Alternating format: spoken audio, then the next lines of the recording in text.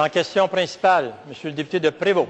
Oui, merci, Monsieur le Président. Ce matin, plus de 150 travailleurs des usines québécoises spécialisées dans le câblage électrique ont manifesté devant l'Assemblée nationale et réclamé le soutien de la ministre responsable des Ressources naturelles.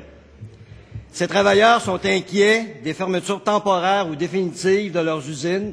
Ils ne comprennent pas que le gouvernement du Québec et surtout qu'Hydro-Québec ne s'implique pas concernant l'avenir de ces usines de câblage.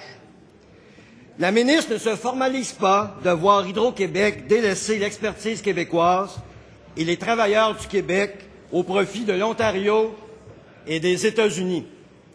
Hydro-Québec est un client important pour General Cable. Hydro-Québec peut faire la différence. Est-ce que la ministre des Ressources naturelles peut dire aux travailleurs si elle exigera qu'Hydro-Québec fasse des actions concrètes pour maintenir les emplois et l'expertise au Québec?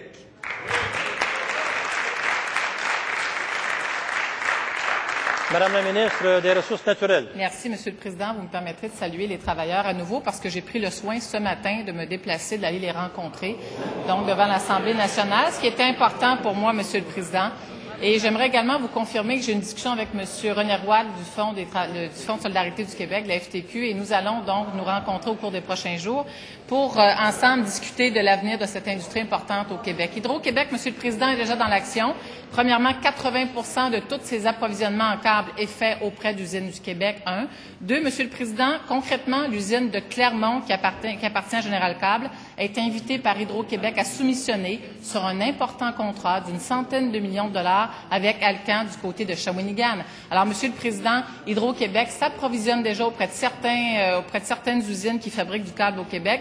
Je me suis engagée à rencontrer les représentants des travailleurs pour voir comment ensemble on pourrait aller encore plus loin. Les travailleurs, Monsieur le Président, peuvent compter sur ma collaboration.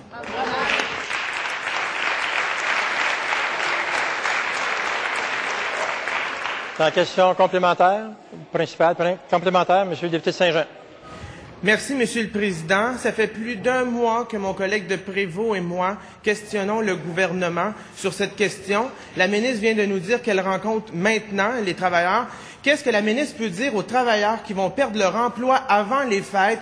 Est-ce qu'elle peut dire si la politique d'Hydro-Québec, qui est de maximiser les retombées économiques au Québec, s'inscrit dans la délocalisation des contrats en Ontario aux États-Unis, comme les entreprises dont l'usine Prysmian de Saint-Jean est en train de faire? Est-ce que ça respecte la politique d'Hydro-Québec, Madame la Présidente?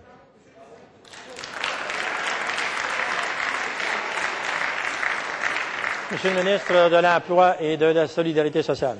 Monsieur le Président, je veux rappeler dans cette Assemblée, notre volonté, c'est de maintenir les emplois au Québec. Et ce que nous faisons par tous les programmes, entre autres, ce qu'on a mis en place, le Pacte pour l'emploi, c'est justement pour aider les entreprises, aider nos travailleurs. Maintenant, je reviens encore une fois sur le dossier de Prysmian. En fait, ce projet-là, il sait, le député, qu'il y a un conflit de travail. Et ce conflit-là dure depuis des mois. Malheureusement, il n'y a pas eu d'entente. Et le gouvernement, nous avons nommé un conciliateur, médiateur, M. Dupuis, depuis plusieurs mois. En fait, c'est depuis décembre 2008. Notre objectif, que les deux parties s'entendent pour maintenir l'usine en place et pour protéger les travailleurs. Et d'ailleurs, Monsieur le Président, récemment, les syndicats ont proposé, ils ont fait une proposition.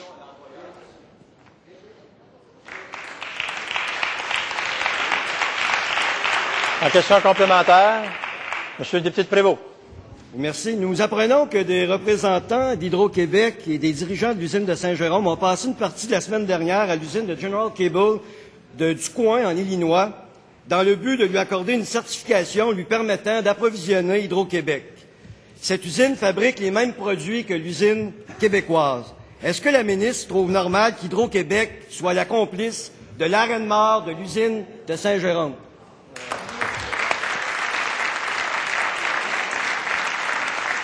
Madame la ministre des Ressources naturelles. Monsieur le Président, ce que notre collègue ne dit pas, c'est qu'Hydro-Québec, avec tous ses fournisseurs, obtient un plan de contingence pour justement éviter qu'il y ait rupture dans les approvisionnements de matériel. Puis ça, c'est très important, Monsieur le Président, pour s'assurer que les chantiers qui sont en marche côté d'Hydro-Québec ne cessent pas et puissent se continuer.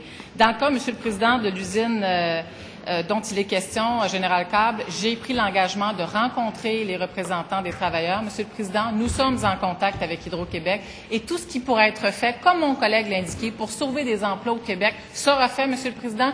Notre gouvernement a pris l'engagement de faire de l'économie sa grande priorité et une de nos grandes priorités, Monsieur le Président, au-delà de l'économie, c'est le maintien des emplois au Québec et la création d'emplois chez nous, Monsieur le Président.